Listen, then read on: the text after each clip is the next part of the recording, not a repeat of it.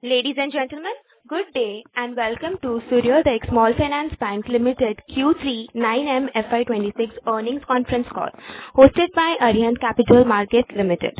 As a reminder, all participants' lines will be in listen-only mode and there will be an opportunity for you to ask questions after the presentation concludes. Should you need assistance during this conference call, please signal an operator by pressing star then zero on your touchtone phone. Please note that this conference has been recorded. I now hand over the conference to Ms. Juhi from Reliance Capital Market Limited. Thank you, and over to you, ma'am. Hello, and good morning to everyone. On behalf of India Capital Markets, I thank you all for joining into Q3 and 9 months financial year 2026 earnings conference call of Suryoday Small Finance Bank Limited. Today, from the management, we have Mr. Bhaskar Babu Ramchandran, MD and CEO, Mr. Hemant Shah, Executive Director, Mr. Kanish Chaudhary, Chief Financial Officer, Mr. Himadri Das, Investor Relations Head. So without any further delay, I will hand over the call to the management for over to you. Thank you, Julie. Good morning, everyone, and thank you for joining us for the Suryoday Small Finance Bank Limited's Q3 and 9-month FY26 earnings conference call. On behalf of the entire Suryoday team, I wish you a happy Basant Panchami. We are happy to know that we are stepping into our 10th year of our journey. Taking you through the bank's performance for Q3 and 9-month FY26. As of December 31st, 2025, our gross advances stood at rupees 11,885 crores, registering a healthy year-on-year growth of 24.3%. compared to rupees 9,563 crores last year. Disbursements excluding supply chain finance during the 9 months ended December 2025 were rupees 6,230 crores, up 30.2% from rupees 4,785 crores in the same period last year. While the broader microfinance industry continues to navigate through a phase of tighter underwriting and asset quality normalization, we are seeing visible signs of stabilization and growth. Growth momentum remained healthy across key segments, particularly in inclusive finance, wheels, mortgages, digital deposits, and credit on UPI. On the inclusive finance side, disbursements have largely returned to earlier run rates, with the business now clocking closer to rupees 500 crores per month. Collection efficiency continues to improve, with the current bucket for the IF portfolio inching towards 99.5%. As highlighted earlier, our strategic shift from the JLG model towards individual lending continues to gain traction. Individual loans now constitute approximately 72% of the inclusive finance book, enhancing customer quality and portfolio granularity. Importantly, close to 99% of our inclusive finance portfolio remains covered under the CGFMU scheme, providing strong capital protection during periods of unforeseen industry stress. Vikas loan disbursements during 9-month FY26 stood at rupees 2,729 crores, reflecting sustained year-on-year growth. The increasing share of new-to-bank Vikas loan customers is expected to further strengthen portfolio stability and risk-adjusted returns. On the retail asset front, momentum in both the commercial vehicles and mortgage business continues. The commercial vehicle portfolio grew from rupees 1,190 crores in December 2024 to rupees 1,609 crores in December 2025, registering a year-on growth of 35%. While the CV segment had witnessed some stress earlier, we are now seeing clear signs of improvement in collections, asset quality trends. Our focus remains on building a granular retail franchise while also selectively scaling commercial equipment financing and used vehicle lending. The mortgage book, which includes micro mortgages, expanded from rupees 1,999 crores in December 2024 to rupees 2,778 crores as of December 2025, growing by 39% year-on-year. The strategy of focusing on select micro markets and cash flow-based underwriting continues to deliver steady and sustainable growth. In addition, our unsecured business loan portfolio is growing at a healthy and calibrated pace, which is now clocking a run rate of rupees 20 crores per month, with the portfolio crossing rupees 115 crores in the MSME portfolio, further strengthening the retail asset mix. On the liability side, our deposit base expanded to rupees 12,865 crores as of December 2025, reflecting a year-on-year growth of 32.5% from rupees 9,708 crores. Retail deposits continue to strengthen, with their share improving to 87%. Our CASA ratio stood at 21.2%, underscoring improving deposit granularity and franchise depth. Digital continues to be a key growth driver for the bank. Digitally sourced deposits now contribute nearly 30% of incremental deposit accretion and continue to gain momentum. This channel has enabled us to acquire mass affluent large pool of retail customers at a significantly lower acquisition cost and with high scalability. Asset quality trends are well within the expected rate. As of December 2025, our GNPA ratio stood at 6.6%. The CGFMU cover continues to safeguard the bank's balance sheet with a 100% claim rate on the eligible portfolio since inception.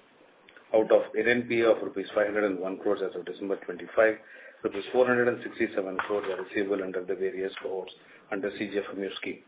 Moving to financial performance, net total income for 9-month FY26 increased by 3.2% year-on-year from rupees 1,019 crores to 1,052 crores.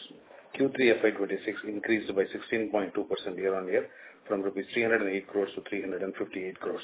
Net interest income decreased from rupees 862 crores to rupees 782 crores, while pre-provision operating profit decreased from rupees 343 crores to rupees 277 crores. Our cost of funds stood at 7.7% as of December 2025, same as a year earlier. The cost to income ratio for 9-month FY26 increased by 73.6% from 66.4% in the corresponding period last year. Profit before tax for the period stood at rupees 102.2 crores versus rupees 148.7 crores in the year last year. The bank continues to maintain strong capital adequacy ratio of 21.9%, well above the regulatory requirement of 15%, providing adequate headroom for future growth. On the digital asset side, we believe credit on UPI has the potential to be a game changer for the industry. The product allows customers to start with low credit limits and graduate over a period of time based on repayment behavior and transaction history. Our partnership with Paytm in this space has shown strong early traction, with customer onboarding growing exponentially with 2.2 lakh active customers in 1 quarter. Along with products such as secured credit cards, digital MSME loans, and digital deposits, these offerings are helping us build a fully integrated digital banking ecosystem.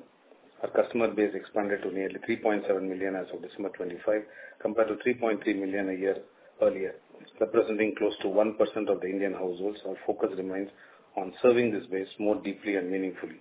Overall, with a largely CGFMU covered and secure book, a growing base of granular retail assets across CV, mortgages, and MHL, a strengthening deposit franchise, and a robust digital infrastructure anchored by products like credit on UPI and digital deposits, we believe Suryoday is firmly on the right path to building a resilient long-term institution. With improving repayment behavior, disciplined credit process, easing portfolio stress, and improvement in cost to income, we expect the coming quarters to mark a phase of stability and consolidation, setting the stage for healthier and more balanced growth in FY27. Thank you for your time. We will be happy to take your questions.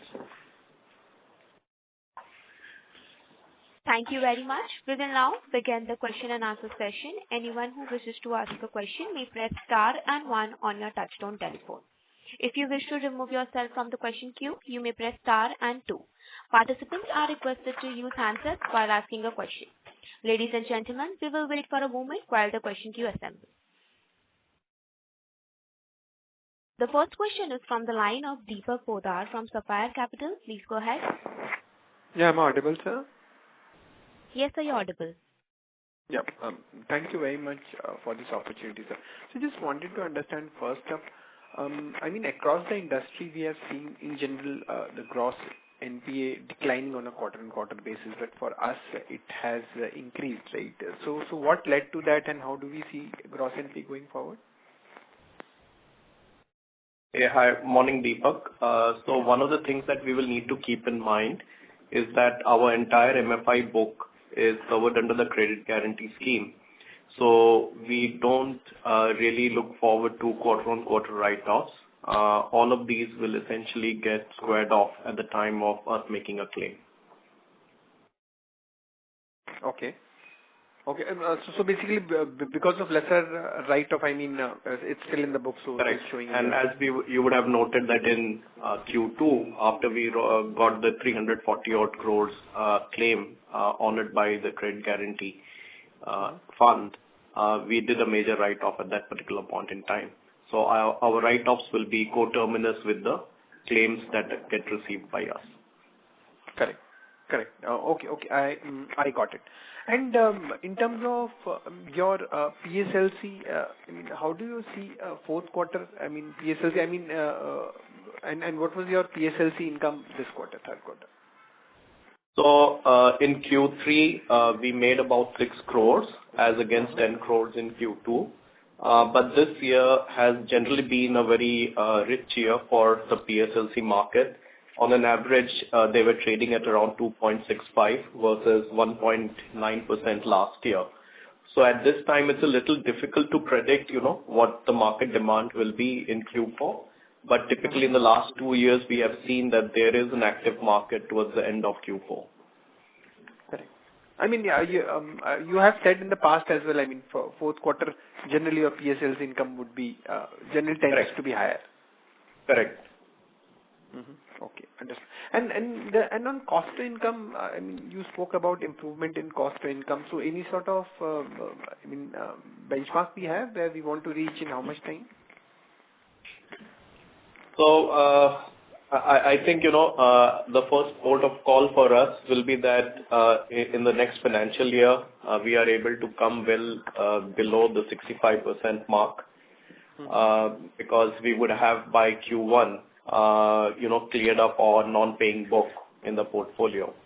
So that's where we start the beginning of the year and then see what kind of improvements we are able to do. But the important point to note is that, insofar as our corporate costs are concerned, they have remained more or less at the same level over the last 4 quarters. Okay. So currently, I think we are doing around 75%, right? So next year you're targeting below 65. That's a big jump, right? Yes, I think with the increase in the paying book, a number will be under 65% would not be difficult for us to achieve. Okay, understood. And just one last thing on FY27, any sort of guidance you can provide in terms of growth and ROAs? Well, it's a little too early, as you can see how the market is evolving, right? But what do we see is that especially in our MFI business, our ex-bucket collection efficiency will be back to normal, which in this industry is 99.5. So that will be a starting point for us to, building for the results of FY27. Correct. And what's our steady state credit cost in general? I mean, now since we are going towards normalcy, right? Entire industry as such. Yeah. So I think with the kind of mix that we have today in our portfolio in the bank, we would want to have a credit cost of, not more than 1%. Around 1%. Yeah. Okay. That would be it from my side. Wish you all the best. Thank you so much. Thank you, Deepak. Thank you. The next question is from the line of Shailesh from Centrum Broking. Please go ahead. Yeah, good morning. Is my voice audible? Yes, Shailesh. Yes, sir. Yeah. So I have few questions. Thank you for the opportunity and congratulations on the quarter. So it is encouraging to see that we have seen good balance sheet growth this time around during the quarter. So my first question is on earnings growth. So several peers have reported strong quarter-on-quarter improvement in profitability, largely driven by asset quality and recovery in MFI disbursement, right?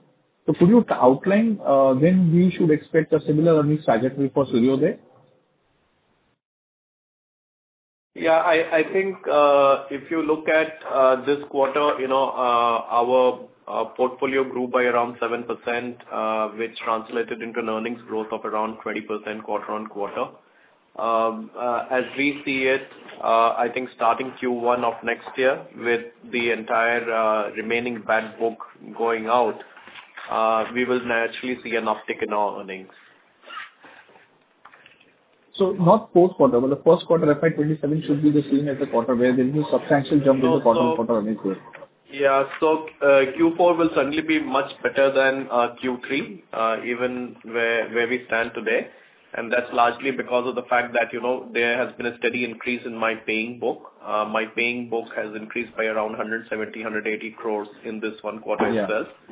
So that trend will continue.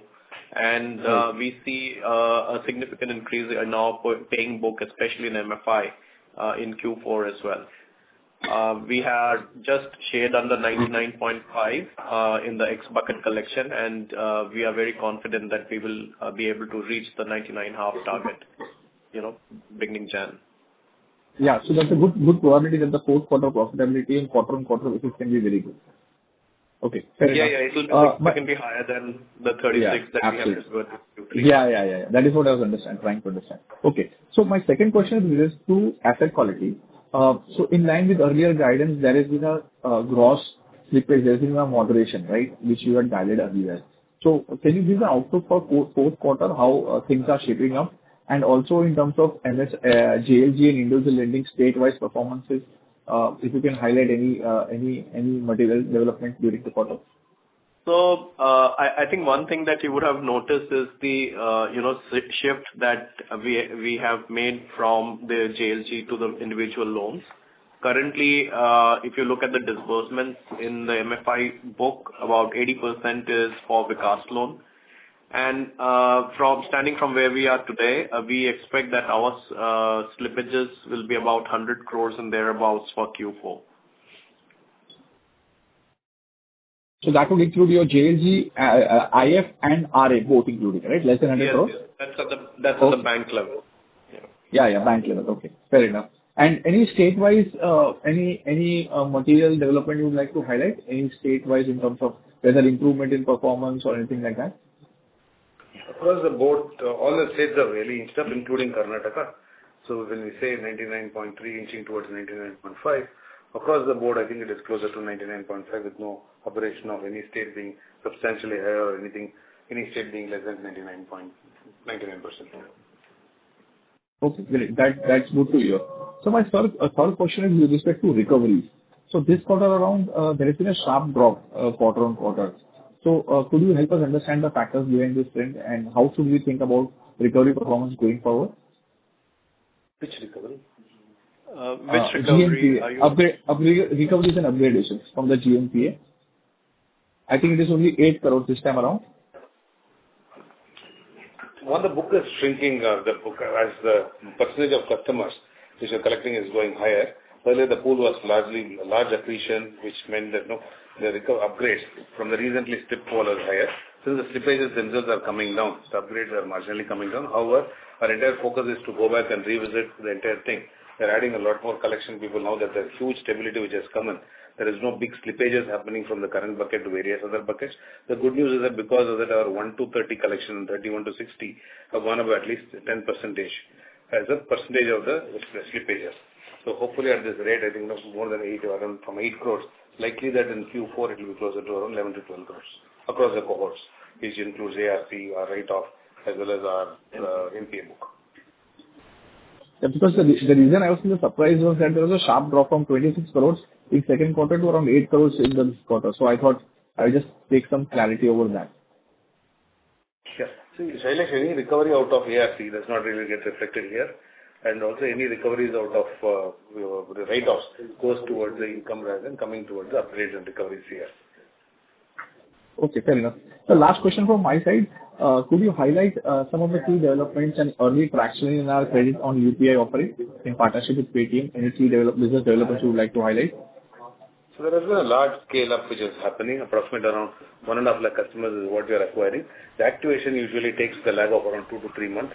The portfolio outstanding, though small, is kind of inching up by around closer to doubling almost every month. 15 becoming 30 likely to become around closer to 50 to 60. There's one large cohort of customer, granular, and the average ticket size is currently still less than around about 10,000. The number of customer-wise acquiring is around closer to 1.5 lakhs per month. And we think that by this year and by March, probably around closer to 10 lakh customers would have been approved, of which utilization would be around for closer to around 2 lakhs, 3 lakh customers. What would be your AUM, sir, currently? Very small, at around 30 crores. Okay, fair enough. Thanks a lot, sir. That's all from my side and best of luck. Thank you. Thank you. Participants who wish to ask a question may press star and 1 on their touchtone telephone. Thank you. The next question is from the line of Rahul Kumar from Vaikarya Fund. Please go ahead. Yeah, hi. Sir, can you split the slippages in between MFI and non-MFI for this quarter? Yeah. So around 105 crores was MFI, and the balance is in the retail asset business. Okay. So this is the gross slippage which you are saying 105 crores. Yes. Okay. Okay. Okay. And what are the monthly trends in these slippages now versus what it was? It used to be 60 crores at the beginning of Q1, moved to around 30. Likely that we will see around closer to 25 Jan. And hopefully if the trend continues, the target is to have less than 20 crores, which is used to be what, before the entire mini crisis started. So I think we should be back to 20 and probably a little lesser in the month of March. But the trend currently likely to be around closer to 27 crores for Jan and probably lesser than 25. And if the trend continues, it will be less than 20, around 20 in the month of March. Okay. Okay. Thank you. Second question, if I look at the slippages in the non-MFI segment, I think quarter on quarter, I see a 40% kind of a jump. What is driving this? Okay. So, just to clarify one correction. So of the 155 crores of slippages that we have in Q3, the split is 116 crores in MFI and 39 crores in the retail asset business. So if you look at the retail asset business, on a quarter-on-quarter basis, it's moved from 36 crores in Q2 to 39 crores in Q3. We have had a few slippages in our lab business, which we are trying to resolve and regularize before the end of the year. Okay. Got it. And correct me if I'm wrong. I think you mentioned the target for Q4 slippages is below 100 crores, and this is for the overall book. Yes, 100 crores for the bank as a whole. Okay. And what would be the split in that between this JLG and non-JLG? So, so for IF as a whole, it will be around 75 to 80 and around 20 odd crores or less, little less for the retail asset business. Okay. And the last question which I have is, if I look at our credit cost for this quarter, it's I think 41 crores versus 40 crores in the quarter two. Despite our slippages actually reducing from 155 crores to 200 crores to 155 crores. Yeah, actually, in Q2, we had about 24 odd crores of write back after we received the CGFMU claim, right? So that was a one-off for Q2, which you will need to keep in mind to check the movement. Oh, okay. Got it. Understood. And another thing you mentioned was the non-MFI slippages will also reduce going forward from 40 crores in the last quarter to less than 20 crores in the Q4. So what is driving that? There was one large instance of 5 crore plus account in LAP which slipped on a temporary basis, so that created aberration. CV, there was a marginal reduction in terms of recovery, which is back in the last quarter towards the end. So that trend would continue. So given that we are kind of projecting this, and overall MFI likely to be around shade less than 75, max 80, and the remaining around 20 to 25, max would be from the retail assets.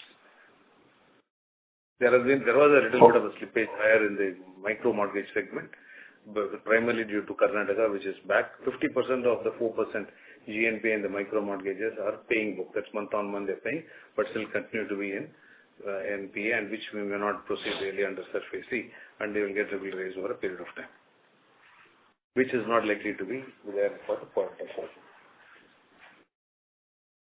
Okay.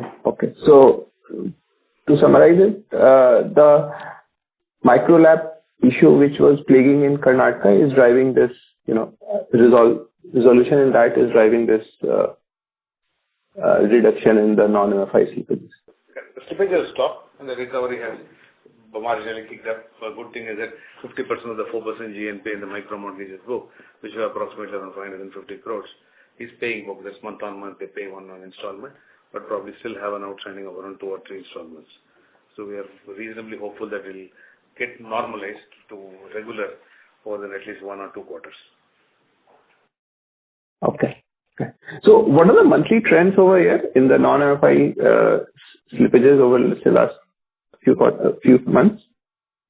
7 to 8 crores per month. Sorry? Which is what I'm saying. It will be 7 crores, 6 to 7, max 8 in any of the months. This is what we're saying, that multiplied even at the same run rate, it will be around closer to 20 crores for Q4. Gross slippages. Okay. And what was it in the last quarter? I mean, let's say November or December? December around 8 to 9 crores. 10 crores. Okay. Thank you. I'll join that with you. Thank you. Thank you. The next question is from the line of Arvind from Capital Land. Please go ahead. Yeah, I have a couple of questions. The first one is on the CGFME claims. Now that we have a good timeline of the slippages and some idea about the slippages month on month this quarter, when do we expect to make that claim next financial year? That is my first question. And the second question is on the cost of funds. While the industry has shown a more significant drop quarter on quarter, about 25-30 basis points, we have only had improvement of about 10 bits. So in spite of the very healthy growth in CASA quarter on quarter, so how do we see it going forward? On the CGFMU, multiple cohorts for next year, 3. So we will time it out in terms of first and second and probably even third quarter. But the largest chunk would be claimed in the Q1, which may be around closer to 250 to 300 crores. The rest of it would be timed for Q2 and Q3. As far as the cost of funds reduction, over to KC. Yes. So, up until this quarter, given the kind of growth in the long tenor retail asset book, we have been trying to raise quite a bit of 5-year money, which today is about 1/3 of our overall deposit book, right? And which is the reason why you don't see a significant drop in our rates on a quarter-on-quarter basis, even though in time deposits across tenors we have dropped rates anywhere between 25 to 50 bits. Even our savings account for the lowest bracket, we have reduced rates. So at a point in time, we will move to raising money on the shorter tenors in a slightly largish proportion, and that will reflect the reduction in our cost of funds over time. And given that we are sitting on a very healthy sort of a grade to deposit ratio compared to the peers, do you expect to sort of reduce the cost of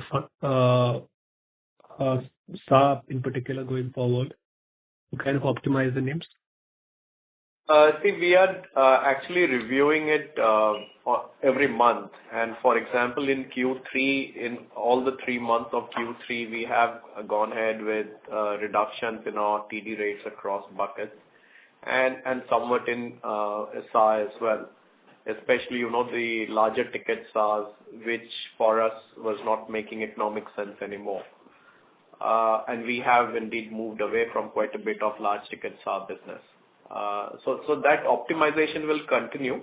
The rates will not see a very sharp drop on a quarter-on-quarter basis, but it will continue to reduce over the next couple of quarters. Consciously, we are focusing that at least a reasonably significant portion of our deposit, specifically linked to the mortgage financing, will be from 5-year deposits. So entire last quarter, We continue to pay a marginally higher rate on the 5-year consciously, and that's why there has not been a substantial reduction in terms of 30-40 basis points. But if we choose to really turn that and in terms of start focusing on the short end of the deposits, the overall cost may come down. But given that our margin just overall has come down, our focus is to have at least a 20 to 30% of our overall term deposit base in the range of 5-year plus. Okay, got it. Thank you very much and all the best. Thank you. Thank you. The next question is from the line of Jaspreet from VA Capital. Please go ahead. Good morning. Am I audible? Good morning. Yes, you're audible. Yes, sir. Bhaskar sir, good morning. Bhaskar sir, good morning. I had been observing your bank for the last 5 years, and you were very prescient in taking CGFMU. The IPO timing was perfect, and then moving out of JLG was a very good move ahead of the industry.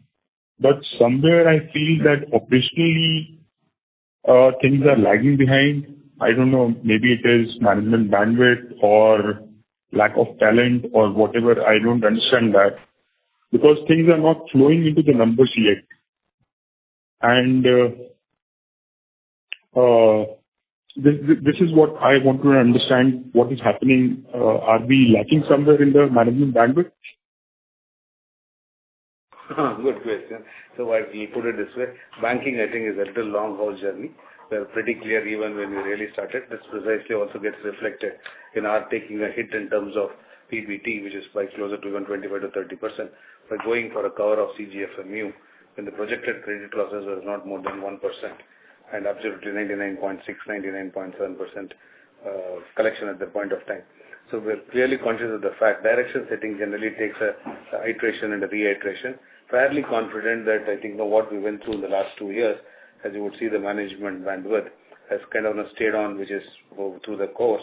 We've seen the up and then one down, and then as we're recovering, we're very, very clear that we're not really almost an assumption the future may be worse than the past. We are kind of put our guardrails, which reflects in terms of little reduced profitability, in terms of maintaining an excess liquidity, in terms of maintaining higher than required, substantially higher than the required capital adequacy. But all of it, when what we really kind of are confident now, and hopefully will play out quarter on quarter in the substantial quarters in the future, is that have the foundation strong in terms of, for instance, moving to a JLG to individual. It is not press of a button and say all of us will do individual. MSME, first round was not a success, what we called as the T-Nagar loans.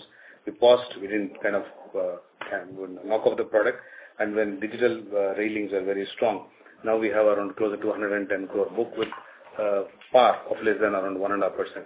I think all of this now it is time for us as a bank to put all of that in action in terms of, as we would call it, strategic hidden strength to play out, and fairly confident that with management substantially in place for the last, not we have kind of recruited in the last 1 year. It took around 3 years for a complete alignment.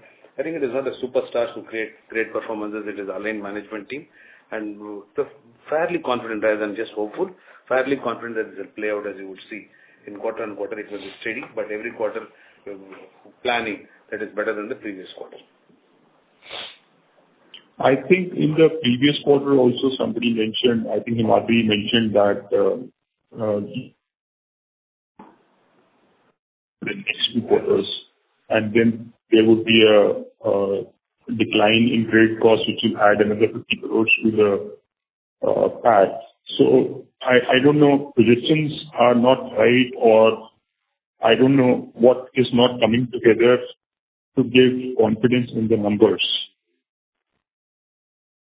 No, it will. I think that you see the slippages have come down. For instance, in the slippages, we can kind of provide only 20% of the total recovery, but we provide up the entire 23%. So kind of take, as it really required, 77% is covered by CGFMU, remaining 23. Your choice of even raise provisioning only 10% and defer it. We said we'll have to take it, we take it on quarter.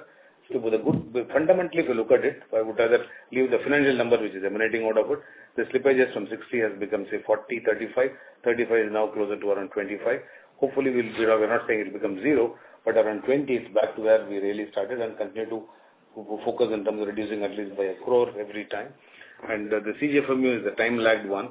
So it took around 2 years for the first claim, and thereafter hope, the way in which probably it is projected now, our claims will be substantially higher than the slippages that will happen for FY27 in the IF book. You will see it playing. I would put it that this quarter, fundamentally, the way we are looking at internally, is far, far stronger than the previous quarter, not just by the bottom line numbers which is emanating out of it, but reduced other income in terms of PSLC, reduced slippages, increased the business momentum, and the clarity in terms of what the slippages will be.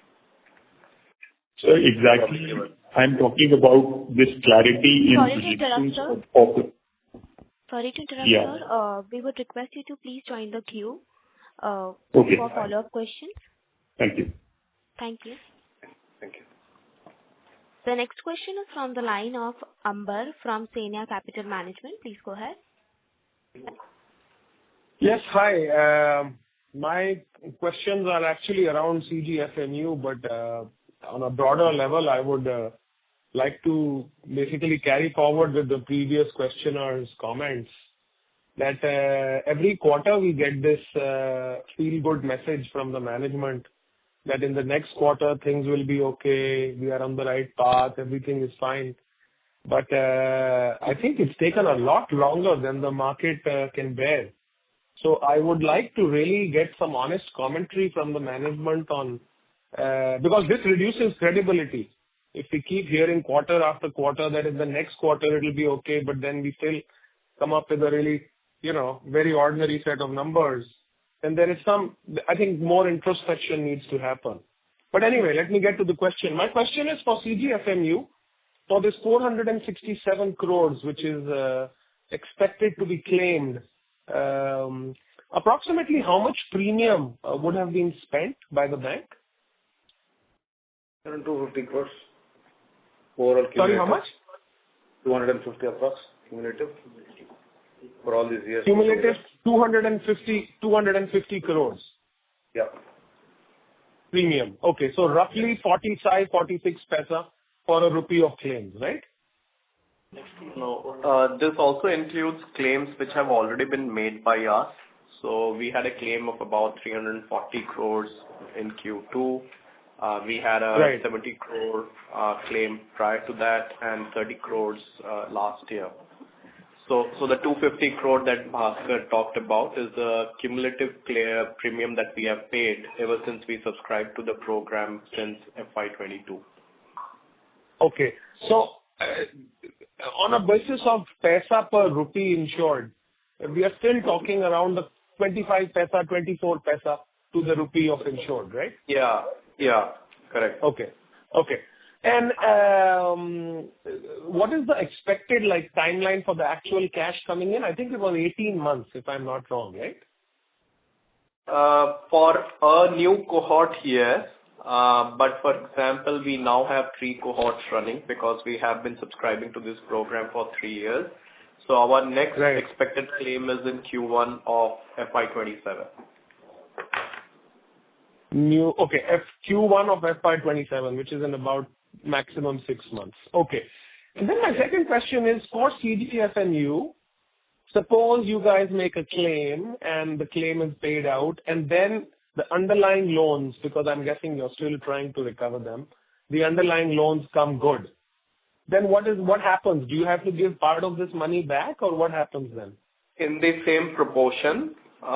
So 3/4 of the money goes back to the credit guarantee fund and 1/4 of the money is retained by us and is a credit to the PNL. So on a defaulted loan, you can only cover maximum 3/4, and if it comes back, then you have to give 3/4 back. Is that the logic? Of course. Yeah. Okay, understood. All right, that's it from me. I wish you the best of luck. Yeah, your inputs are taken. Surely we'll do it.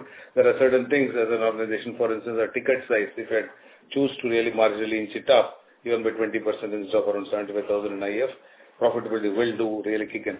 So as a bank, which we still think that we are young at 9 years, just completing today and entering the 10th year, some of the mechanisms, including say tech, whatever we put, it took time to really play out. And when Credit on UPI really scales this way, so some of this gets fructified. But the only input which we sincerely take is in terms of too long is not too good. So thank you very much for your frank input. Thank you. Okay, well, thank you and all the best. Thank you. The next question is from the line of Vatsal from Astral Mind Capital. Please go ahead. My question was around the fundraise which you are planning to do. So is it still like you'll be obviously raising the fund below book value, which will be like, and you are raising around 1,000 crores, so it will dilute the shareholders by like around 40%, right? So have you thought about why this fundraise is needed and like the timing? Have you like explored other opportunities of why where you can raise the fund? Ideally, there should be an enabling resolution taken on a continuous basis. There is no intent for us to raise money at this current price. We don't really require. We've always been, as you would see, it is not just about the last year. Right from our inception as a microfinance company, we believed that as long as our unsecured is substantially higher, even at closer to 40 or 50%, capital adequacy should be more than 20%, irrespective of what the regulator's requirement. So we do not really require any capital. That we'll require will be purely from a point of view of a growth capital. We're making sure that we are about 21-22%, and the timing is not necessary. We need an enabling one to keep, otherwise it takes around a month and a half too, and this is purely enabling. No intent to raise money, anything at this price in the immediate run at all. We still have a large tier 2 capital ever we require it, on an instant basis. And also, like, we have grown as an institution, but that has clearly not reflected in the shareholder wealth that has been created. So, is the management aligned towards creating shareholder wealth, or like, I want to understand what is your perspective on this? Well, the answer obviously is going to be in the affirmative. But that said, I think the previous two speakers also have given what it takes. So fundamentally, when you do some things on a long haul basis, it does not necessarily reflect on an immediate basis, but the inputs taken.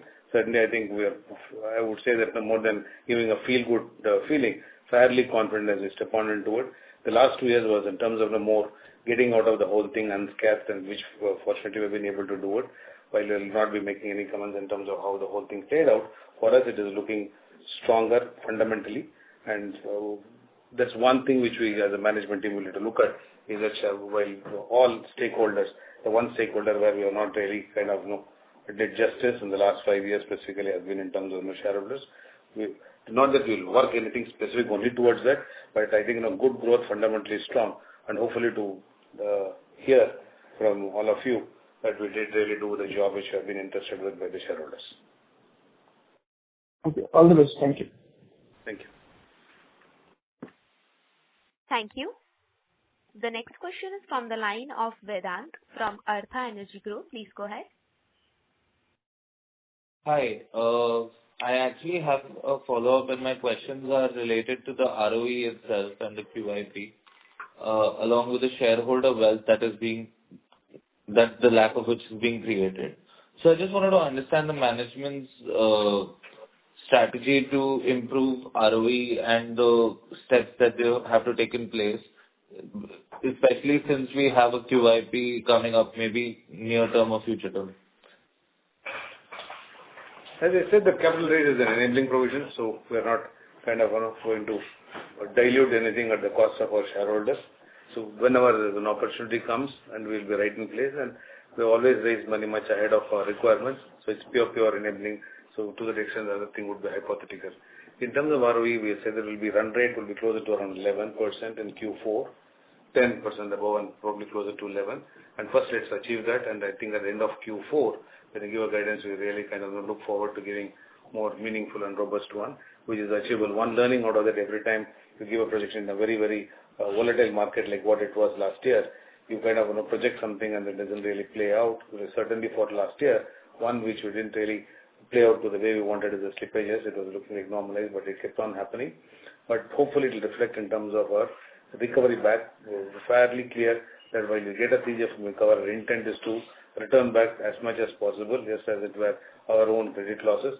So while 25% will come to us, I think that's what you will see, which will fundamentally move the ROE needle to upwards of around 11%.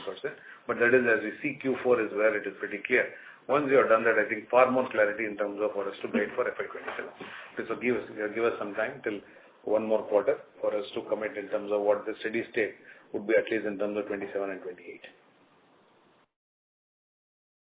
Got it. All right. Thank you. Thank you. Thank you. The next question is from the line of Rahul from Vaikarya Fund. Please go ahead. Yeah, hi. Can you tell us about the NIM trajectory over the next couple of quarters? Yeah. So I think from where we stand today, we expect the NIMs to be around 7.5 to 8%. As we have seen, our paying book has increased in this quarter, and we see that trend continuing in Q4 as well. Okay. And how have our yields on the paying book moved, in this quarter? So one thing that we need to be cognizant of is that, in our individual loan book, we did a repricing somewhere around July this last year, and that higher price 28% book is running off and getting replaced by the book at current pricing of 26. So even though the paying book is increasing, there's a rate impact associated with it. At current levels, yields are around 17.5, and also given the fact that the share of retail asset is slowly inching up, we would like to see that there's not a big compression in the yields from where we are today. Okay. And have you sort of increased the yield for the on the disbursement in MFI segments? Thank you. No, not at this particular point in time. We are constantly evaluating whether there is a need for increase in pricing across risk bands. But at this particular point in time, we have not raised our rates in these 9 months. Okay. And in terms of AUM mix between MFI and non-MFI, I think currently we are at 45%. So let's say over the next 2-3 quarters, what kind of mix we are seeing and what kind of growth in MFI we are seeing now? So I think the number will go up a little bit once, we do a write-off and then, the paying book comes in. There is also our new products, which will kick in. So the retail asset book will continue to be a little over 50%, but MFI will also improve a little bit from the current 45. Okay. And I think you mentioned that you'll be doing a claim in Q1 and you have 3 cohorts running. So in the Q1 claim, out of this 465, how much would be the claim amount? I would say somewhere closer to 400 crores, 350 to 400. Okay. And this is for the loans which were disbursed in 2024? Correct. Okay. And if I look at the labor code impact for you, I think it's pretty low compared to if I see the comparison to the peer group in this industry. Right. So can you just help us understand that? Yeah. So even in our current salary structure, the basic pay, or what is being called wage in the new definition, is closer to 48%, right? So we are actually very closer to the 50% threshold that the new law speaks of. So, and as a result whereof, the impact for us has been quite modest. If we were to really, reach that 50% number, we would possibly need to have an impact of not more than 6 to 7 lakhs of compensation per month, right? So that's just about the impact we are likely to see. Okay. Okay. And in terms of overall OpEx, if we look at next few quarters, what kind of OpEx growth which we are targeting? So, like I said a while ago, with the increasing share of the paying book, we would like to see that our CTI goes below 65%. Currently, the CTI is a little elevated because I'm still carrying almost 800 crores of non-paying book, right? Once that is replaced, then and the paying book increases, I will see a natural improvement in my cost to income ratio. And currently, we are looking to reach that 65% as a first port of call. Okay. Okay. So this is the exit for next year which you are targeting. Yeah. Okay. Okay. Got it. Got it. We didn't want to give any projections for FY27. Thanks. Okay. Thank you. Thank you. Thank you. The next question is from the line of Chinmay from TCN Capital. Please go ahead. Hi, good morning, sir.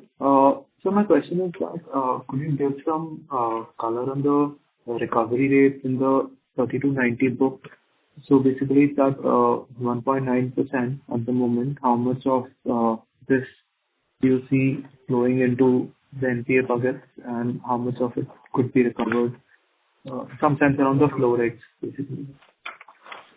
Not very clear. Were you able to hear it? So you want to understand 30 to 90 recovery rate and what is the expected flow from 30 to 90? Yes, yes. Okay. So we have improved significantly on the SMA buckets collections recovery.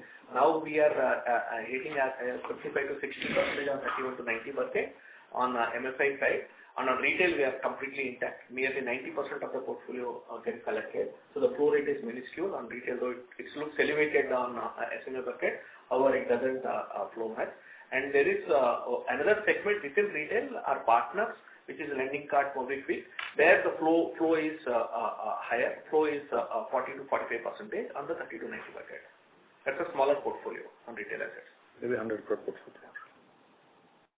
Yeah, but the key takeaway is, SMA buckets, especially in the MFI business, our collection efficiencies have improved significantly, and that's largely on account of all the efforts that the team has put in. I mean, just as an example, in the 30 to 60 bucket, the collection efficiencies have moved from 40 to 50 plus. So, and that trend continues. Got it.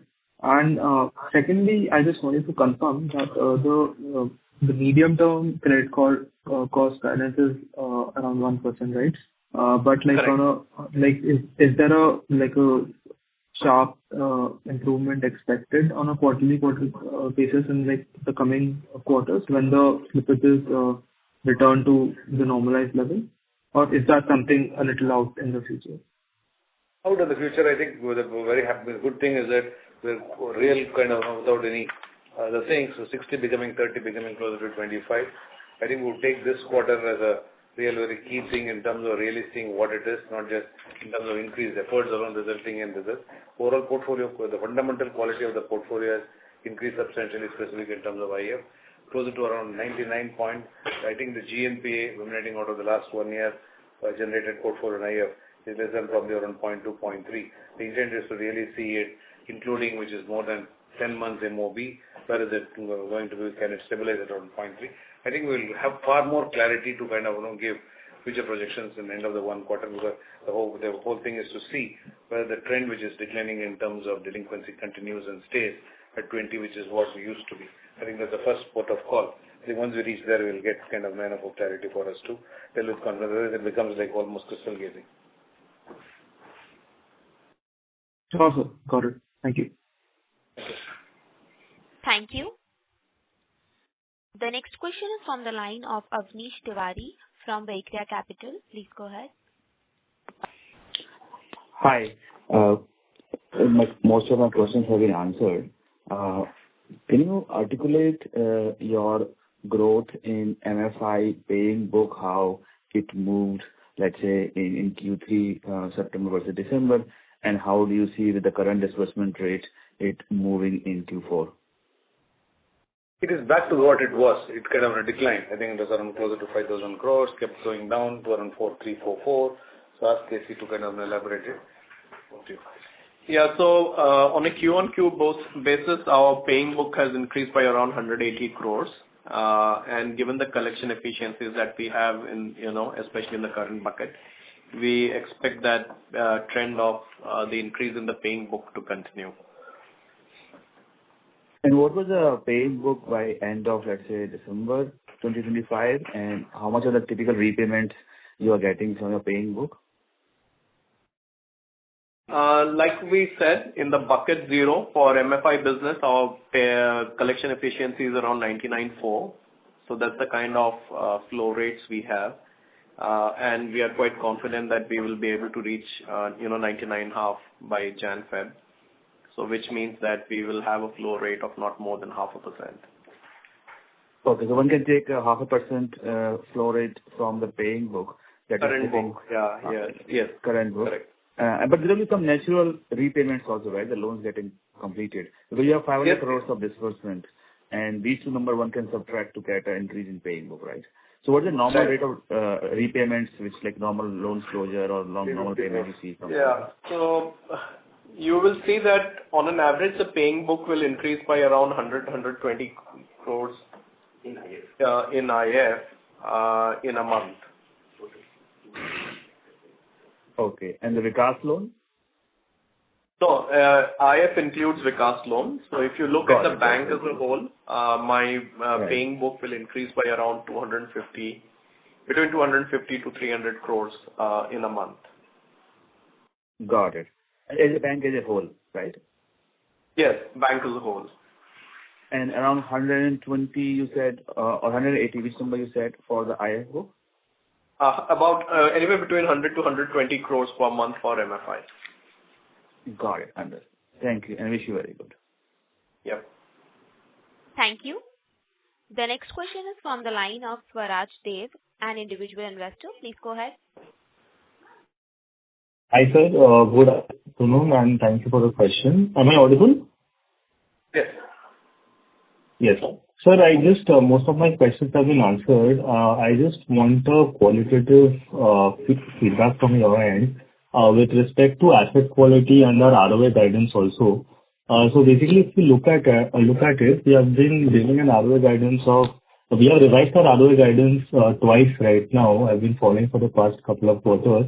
And right now, it's at 1.1. And even gross NPA, we are sticking to less than 5% and net NPA less than 3%. So taking everything into consideration, I understand internal targets for the sales team could be different and would be higher. But however, for the investors of your bank, what do you feel is a realistic figure that we can achieve by Q4 of this year, sir? See, I think where we're probably not able to clearly kind of codify is it where there is an increase in the GNPA and NPA, the impact on either the capital or in terms of our P&L will be very close to zero after having provided. Well, the one at the end of the last year, when our projections are not even end of the last year, just about December of 2025 or 24, it looked like the slippages were coming down, but didn't happen in the first quarter. That I think was an impact that we are carrying in terms of a higher GNP of 6.6 or a net NP of around 4.3. Since we don't write off, and as Casey explained, so that whatever gross flow or net flow which happens will reflect in our GNPA because we cannot write off whatever is claimable under CGFMU till we get the payment. Otherwise, they'll have a choice to do that on a normal basis. So that timing, hopefully, as I said, but in next year onwards, the claim will be substantially larger than the net slippages that will happen, and we intend having that. And in fact, it will even come to a point where the premium that we pay will maybe higher than the claims that we'll be making in the cohort. This was not taken from a perspective in terms of multiples of premium that we'll collect. This was to protect ourselves in an event like this, which we didn't obviously forecast will happen in 2 years' time. So that will irrespective of that, will continue to be covering our entire eligible CGFMU under the CGFMU cohort. So the slippages will be lower, and yes, our guidance on that went down, and that had an impact in terms of our ROA guidance itself. it was from a business point of view, while the disbursement everything was higher than what we projected. The slippages did take a toll in terms of P&L, consequently in terms of the GNPA and ROA, and also in terms of cost to income. I would say that Q4, as we kind of guided, is around closer to 1.1% on the lower end, and ROA of around 10 is the first thing that we would like to achieve before we really project for the subsequent quarters. Yes, sir. Thank you. And I just wanted to understand how confident are we internally on this ROE 10% and ROA 1.1% by Q4?